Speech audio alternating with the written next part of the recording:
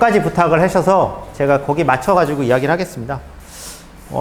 이야기가 좀 길 수도 있으니까 그냥 빨리 진행을 하겠습니다.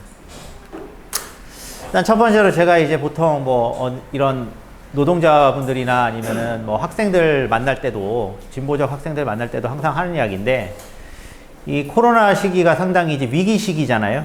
저희가 이제 다들 힘든 시기인데, 이 위기에 어떤 받아들이는 정도는 사실은 다르다는 거죠. 그거는 이전에부터 이렇게 우리가 아는 이 마르크스 할아버지가 이야기를 했다는 거고요. 노동자랑 자본가가 똑같이 손해를 똑같이 입는다고 해도 노동자의 경우는 자신의 생존이 위협받는 거지만 자본가의 경우는 사실 본인들이 축적해놓은 재산이 일부 체감되는 거에 지나지 않느냐, 이런 이야기를 하는 거죠. 그래서 그만큼 이제 이 코로나 위기라고 하는 이 시점이 우리 사회에 사실 실질적으로 저는 이렇게 보여주는 거는 불평등 문제, 그리고 그게 훨씬 더 가속화될 수 있다는 거. 여기 다 아시겠지만 애들이라든가 지금 교육 부분만 해도 돈 있고 그런 사람들이야 사교육하면서 온라인 교육을 메워나갈 수 있지만, 가난하고 저희 그냥 저소득층 아이들은 지금 동료들도 못 만나고 그냥 집에서 인터넷이나 아니면 텔레비전밖에 볼 게 없는 이런 상황으로 가고 있는 거고, 다른 노동 현장에서도 똑같고 의료에서도 똑같습니다. 그 이야기를 제가 드리려는 거고요. 현재 상황에 대해서 제가 몇 가지만 보여드리는 건데, 요거는 이제 11월 9일에 KBS 뉴스인데, 유럽은 이제 재봉쇄를 지금 하고 있거든요. 뉴스 보셔서 아시겠지만 프랑스라든가 지금 이탈리아 같은 데는 하루에 확진자가 지금 4만 명, 5만 명 이렇게 나오지 않습니까? 그렇게 돼서 완전히 지금 셧다운 단계예요. 그냥 아무것도 못하게 지금 막고 있는 단계예요. 일부 도시들은. 그럼에도 불구하고 이제 병원들에서 사실은 제대로 된 치료를 못 받는다는 거고요. 자, 이런 건 이제 외국 상황이고, 지금 최근에 이제 이건 동아일보에 또 한 일주일 안에 나온 기사인데, 근데 이제 한국에서는 어떤 일이 있었냐면은, 한국은 방역 성공하고 환자가 적으니까 문제가 없느냐? 그게 아니죠. 코로나 환자 말고 다른 사람들이 병원에 가는 시간이 이렇게 늦춰졌다는 겁니다. 그러니까 무슨 이야기냐면, 대부분의 병원들이 코로나 대응을 하고 코로나 환자로 의심되는 사람은 안 받으려고 하면서, 사실 중요한 심근경색이라든가 뇌출혈 뇌경색이라든가 아니면 외상 환자들이 이렇게 아주 중요한 이 골든타임이 이렇게 늦춰지고 있다는 거예요. 실제로 이거는 뉴스에도 몇 군데 나왔어요. 한겨레 신문이나 이런 곳에도 나왔고, 이제 그 약물 중독인 부산의 한 분은 약물 중독 처치를 부산 지역의 응급실들이 이제 그때는 당시에는 이제 8월 말이어가지고 또 의사들이 진료 거부할 때입니다. 가지고 이제 그런 부분이 겹쳐가지고 거의 3시간인가 4시간을 주변에 병원들을 뺑뺑이 돌다가 부산에서 울산대병원까지 갔는데 결국 사망한 이런 경우도 있어요.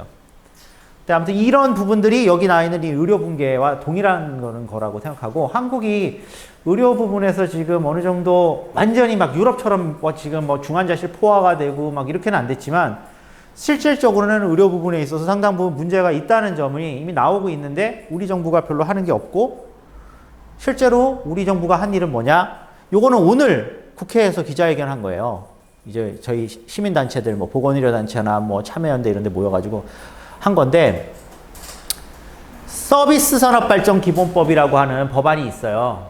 이 서비스산업발전기본법이라는 법안이 이거 오늘 설명하는 자리는 아니지만 어떤 법안이냐면, 기획재정부가 서비스 산업이라고 말할 수 있는 교육, 의료, 법률 이런 것들에 대해서 자기가 통제하는 그런 법안이에요. 기획재정부 장관이. 이 법안은 이명박 정부 때부터 거의 10년을 지금 끌어온 법안인데, 이거를 이번에는 민주당이 정권을 잡으니까 또 자기들이 하겠다고 나온 거죠. 후한무치한 행위인데 지금 이런 상황이고, 옆면을 보시면은 이거는 지난달 말에 저희가 시민단체들이 모인 건데, 코로나19 상황에서 아까도 이야기했지만 응급실 가는데 앰뷸런스 같은 거 타고 가는 시간이 지연되고 있고, 그 왜 그러냐? 주요 공공병원들 뒤에도 이야기하겠지만 코로나 환자 보느라고 다른 진료를 못 합니다. 그런 이런 여러 가지 문제들 때문에 당연히 인프라에 투자를 해야 되는데, 공공병원 설립 예산이 0원이에요. 0원. 예산에서. 이 예산 이야기는 뒤에 조금 드릴 텐데, 이 정부는 지금 이런 일을 하고 있어요. 현재 상태는. 그러니까 앞에 제가 보여드렸던 상황은 유럽의 지금 의료 붕괴와 한국의 지금 이런 문제들을 지금 이야기하고 있는데, 정부는 엉뚱한 짓 하고 있다. 엉뚱한 짓이라고 하는 건 좀 제가 좀 완곡하게 표현한 거고 참 심각한 문제가 있다. 이 이야기를 드리는 거고요. 일단 코로나19와 관련해서 몇 가지를 저희가 확인을 해야 되는데, 코로나19 이제 팬데믹이라고 이제 이건 뭐 대유행이라는 거 아실 거고요. 코로나19는 사실은 왜 생겼느냐, 이것도 좀 저희가 생각을 해봐야 됩니다. 코로나19가 생긴 이유는 첫 번째가 이제 주요 전문가들이 항상 하는 이야기잖아요. 무분별한 산업화 때문이라는 거예요. 무분별한 산업화 때문에 이 우한이라든가 이런 곳에서 사실은 그게 시작됐다고 저희가 추측하는 이유 중에 하나가 박쥐라든가 아니면은 뭐 밍크라든가 뭐 더 나가가지고는 뭐 이상한 야생동물하고 사람 사이에서 이상한 변종 바이러스가 생겼다는 게 지금 주론이지 않습니까? 그렇게 되는 이유가 뭐겠냐는 거예요. 이런 산업화된 영농법을 마구잡이로 도입하면서 어떤 우리 이 인류의 어떤 안녕을 위한 위생 개념이라든가 이런 것들에 대해서는 다 없애고 그냥 무분별하게 그냥 개발하고 파헤치고 계속 시장을 넓히다 보니까 생긴 일이라는 거죠. 그리고 이렇게 되기 때문에 이게 한 번에 그치지 않고 다음엔 더 위험한 감염 질환이 될 수가 있고, 코로나19 전에도 이런 신호들은 많이 있었잖아요. 조류독감이 있었고, 그 다음에 저희가 이제 신종플루로 말하는 스와인플루도 이제 돼지랑 사람 사이에서 그 변종이 생긴 거고, 사스도 사실은 박쥐에서부터 나오는 거고, 에볼라도 지금 뭐 아프리카에서 뭐에서부터 나오는 건지 모르지 않습니까? 이런 새로운 신종 감염병들이 계속 이런 산업화, 무분별한 환경 오염으로 생긴다는 거예요. 두 번째는 이런 상황이 여러 번 경고가 됐죠. 아까 이야기했지만 조류독감이 90년대 말에 있었고, 사스가 2000년대 초반에 있었고, 2000년대 말에는 신종플루가 있었고, 2005년에는 다들 2015년에 기억하시겠지만 메르스가 있었습니다. 그랬음에도 자본주의 동학에서 여전히 수익성이 없는 백신이나 치료제는 개발하고 있지 않다는 거예요. 에볼라가 지금도 치료제나 백신이 안 나오고 있잖아요. 왜냐하면 에볼라 대부분 주요 산업 국가들에 영향을 안 주거든요. 아프리카에서 한 마을에 그냥 피토하면서 그냥 사람들 전체 주민의 한 반 정도가 사망하는. 그러니까 백신이나 치료제 개발을 큰 돈을 들여서 하지 않는 거예요. 근데 이번에 코로나19 때 보시면 아시지만 본인들 주요 산업 국가들이 실제로 락다운 되고 보니까 어떻게 됩니까? RNA 바이러스 개발할 때 저희 주요 감염내과 전문의나 이런 사람들이 인플루엔자 백신 개발하는데 저희가 50년이 걸렸어요, 인류가. 근데 그거를 지금 거의 1년 만에 지금 후딱 해내잖아요. 엄청난 자본을 투자해서. 하면 됐단 말이에요. 근데 지금까지 안 했다는 거죠. 그리고 제가 아까 이야기한 대로 이 불평등이 얼마나 악화되고 있고 사회 안전망이 해체되고 있고, 그리고 보건의료 예산 축소로 대응 능력이 얼마나 저하됐는지를 요번에 유럽의 사회가 보여주는 거죠.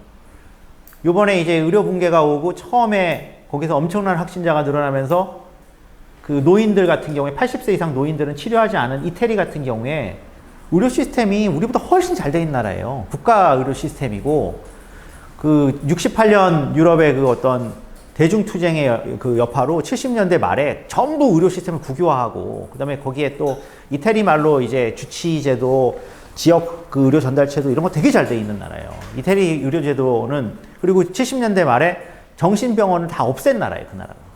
탈시설화를 성공한 나라라고. 그 정도로 지역의 지방자치나 이런 것들 연동이 잘 돼 있었음에도 불구하고 지난 20년간 이 신자유주의 불평등 악화의 한 여파로 보건의료 예산을 계속 축소해왔다고, 이태리도. 그러면서 그 취약점에 그냥 한 방에 날아간 거죠. 그리고 마지막은 이거죠. 이게 지금 한 나라 문제가 아니라 이렇게 돼버리면은 이 글로벌 어떤 공급 사슬이나 이런 것들이 다 붕괴되기 때문에, 사실 지금 우리는 한국은 방역을 잘해가지고 뭐 경제 성장이 괜찮으니 뭐니 하지만 우리도 결국은 마이너스 성장 아닙니까? 뭐 물론 성장률이 높은 게 저는 뭐 경제적인 측면에서 우리한테 오는 게 더 많다고 생각하는 사람은 아닙니다만, 왜 그러냐면은 결국 우리가 만들어내는 제품이나 우리가 뭔가 수출해야 되는 물건들을 사야 되는 이런 국가들이 사실은 다 락다운 된단 말이에요. 그러니까 서로가 서로 다 이렇게 연결되어 있다는 거고, 자본주의는 대단히 훨씬 더 세계화되어 국제화되어 있지만 한 곳에서 생긴 문제가 이제는 그 나라의 로컬라이제이션에 있는 이게 지역화된 문제가 아니라는 걸 보여준다는 거죠. 이런 정도의 교훈을 저희가 이제 가지고 생각을 해봐야 됩니다.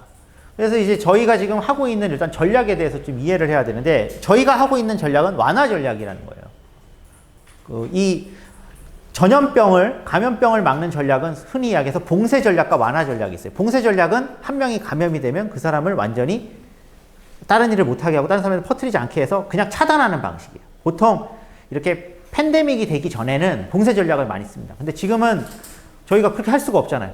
이미 지금 우리 주변에 검사를 안 해서 그렇지 어디선가는 확진자가 있을 수도 있어요. 이런 여러 가지 문제들을 생각했을 때 완화 전략이라고 하는 전략을 쓰는데 이 완화 전략을 이해를 해야지 오늘 이야기가 좀 쉽기 때문에 제가 설명을 드리는 겁니다. 완화 전략이라는 거는요. 일단 환자가 이런 식으로 급격하게 증가하게 되잖아요. 그러면 이렇게 급격하게 증가하게 되면 어떻게 되느냐. 환자가 증가하면은 그냥 환자가 증가하네. 그래가지고 저희 그 스웨덴이나 지금 영국에서 초기에 집단 면역 이야기하면서 그냥 환자들이 생겨서 그냥 이렇게 가면 돼 이렇게 생각하지만 그렇게 되지가 않아요. 아무것도 하지 않아도 환자가 진짜 많이 생기게 되면 내 주변에 사망자가 생기고 내 주변에도 고열이고 이렇게 되는데 병원이 다 붕괴되면 어떻게 되냐면 제가 집 밖으로 안 나가게 되죠. 저도 겁나잖아요. 애들도 학교 하더라도 학교에 안 보내게 되죠. 그럼 사회가 완전히 붕괴되는 거예요. 그래서 이렇게 환자가 급등하다가 어느 순간이 되면은 사회가 얼어붙습니다. 플리징이 걸리면서 쭉 떨어져요. 이게 왔다 갔다 하는 게 이제 과거에 그 스페인 독감 시절이나 저희가 특별한 전략을 쓰지 않을 때. 그래서 이렇게 환자가 늘어나는 것이 무한정 좋은 일이 아니고 이렇게 늘어나는 환자들이 또 주변에 계속 감염시키기 때문에 이것을 첫 번째가 낮춰야 되는 거예요. 이렇게. 이 곡선을 이렇게 낮춰야 되는 거죠. 완만하게. 환자 숫자를 많이 늘리지 않게. 요게 이제 저희가 지금 하고 있는 검사를 많이 하고 검사에서 확진자가 나오면은 자가격리시키거나 확진자 생활치료센터를 보내거나 이렇게 하는 방법이잖아요. 지금 이게 우리가 이걸 지금 엄청 잘하고 있는 나라인 거예요. 근데 이것만 잘하는 거는 의미가 없어요. 이걸 어느 정도까지 내릴 거냐라는 부분은 그 나라가 가지고 있는 보건의료 체계랑 관련이 있는 겁니다. 보건의료 시스템이 예를 들어서 중환자실이 많고 의료진이 많고 의사가 많으면은 우리처럼 이렇게 빡세게 안 해도 이제 그 유럽 국가들 중에 물론 프랑스나 이제 이태리 이런 나라들은 붕괴가 됐지만 독일 같은 경우는 하루에 환자가 2만 명에서 3만 명이 나도 병원이 다 수용이 가능한 수준이에요, 지금. 그러니까 그까지는 강하게 뭔가 이런 사회적 규제를 강화하지 않죠. 그래서 요거를 이제 강화시키는 방법이 바로 요렇게 그 나라가 감당할 수 있는 의료 영역을 위로 올려야 된다는 거예요. 그러니까 완화 전략은 두 가지. 아까 얘기했지만 검사 잘해가지고 격리시키고 그 사람들 차단하는 거 말고 그 나라가 가지고 있는 보건의료 시스템의 어떤 용량을 키워주는 거. 이 두 가지가 다 있어야 돼요. 근데 결론을 이야기하면 한국은 지금 뭘 하느냐? 이것만 하는 거예요. 이건 안 해요. 이것만 하고 이건 안 한다는 거죠. 그래서 외국하고는 다른 이상한 양상을 보이게 된다는 걸 제가 좀 뒤에 설명을 드릴게요. 그리고 이제 우리가 사회적 거리두기를 하는 이유는 사회적 거리두기를 어느 정도 하느냐에 따라서 아까 제가 앞부분에 얘기했던 커브가 얼마나 완화되느냐. 아무것도 하지 않았을 때가 제일 위에 있는 거고요. 그 다음에 이제 온갖 거를 다 하게 되면 이렇게 떨어지는 거죠. 그래서 저희도 지금 사회적 거리두기 1단계, 2단계, 1.5단계 이렇게 있지 않습니까? 그러니까 단계를 올리면 이게 떨어지는 거니까 사회적 거리두기라고 하는 거는 아까도 이야기했지만은 환자를 줄이기 위한 방법이지 보건의료 시스템을 확충하는 방법은 아니잖아요. 그러니까 컨셉이 다르다는 거고요. 만약에 저강도, 고강도 사회적 거리두기를 계속하게 되면 어떻게 되냐면은 이런 식의 곡선이 나타날 거다. 이거는 이제 이미 3월에 영국에서 유명한 보고서에 나와 있는 내용입니다. 예측이 나와 있는 건데 2021년 11월까지는 일단 간다라는 거고 그렇게 가게 되는 이유는 아까 제가 다른 자리에서 잠깐 이야기했는데 올해 말까지 백신이 개발되더라도 백신을 양산하는데 6개월에서 8개월이 걸려요. 그리고 백신을 전체 저희 국민들의 한 60%인 3천만 명이 맞는데 또 한 6개월에 8개월 걸리거든요. 그러니까 진짜 빨리 해야 지금 백신이 100% 개발돼 있어도 그거를 복제하고 찍어내도 1년이 걸립니다, 거의.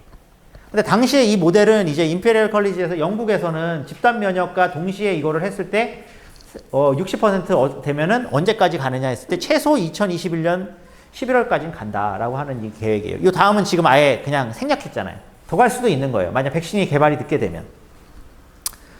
근데 이제 첫 번째는 이렇게 피크가 크지만 두 번째는 피크가 크지 않을 거다라고 이야기하는 이유가 뭐냐면 첫 번째는 학습 효과를 통해서 이렇게 많은 환자가 발생하게 되면 병원이 문을 닫고 사람들이 이제 공포감에 그 어떤 체감을 하게 되기 때문에 그 다음부터는 알아서 어느 정도 수준이 되면 사회적 거리두기 우리가 이제 1에서 1.5단계, 1.5에서 2단계 올리듯이 올라가면서 거기서 이렇게 차단이 되고 또 그러다가 좀 올라갔다 차단하고 이렇게 갈 거다. 요게 이제 예측인데 아쉽게도 영국은 이 임페리얼 컬리지에 있는 이런 전문가들 이야기를 영국 노동당의 그 존슨 총리 같은 그 사람들이 약간 좀 트럼프 같은 인간이지 않습니까? 그런 인간들은 듣지를 않아요. 듣지를 않고 계속 이상한 짓을 해서 영국은 이렇게 못 갔죠. 이거는 이제 1918년에 스페인 독감 경험인데 스페인 독감은 다들 이제 이런 팬데믹의 어떤 인플루엔자나 이런 바이러스, 호흡기 바이러스의 어떤 예시 같은 걸로 저희가 그나마 데이터가 있는데, 자, 처음에 있었을 때하고 이게 이제 봄에 이제 생겼을 때하고 그해 가을에 있었을 때 거의 5배 정도로 이제 환자가 급증했다는 게 당시 보고서예요. 근데 이렇게 된 이유는 당시는 이제 뭐 의료기술도 지금만큼 발달하지 않고, 그 다음 뭐 차단이나 봉쇄하려고 하는 것도 없었죠. 그래서 그냥 지나가는데, 이 북방부 같은 경우에는 어쨌든 겨울철이 되면은 저희 인플루엔자도 마찬가지지만 바이러스 질환에 훨씬 취약하기 때문에 이런 교훈이 있다는 점. 그래서 지금도 훨씬 더 위험해지는 상황으로 사실상 전 세계가 가고 있죠.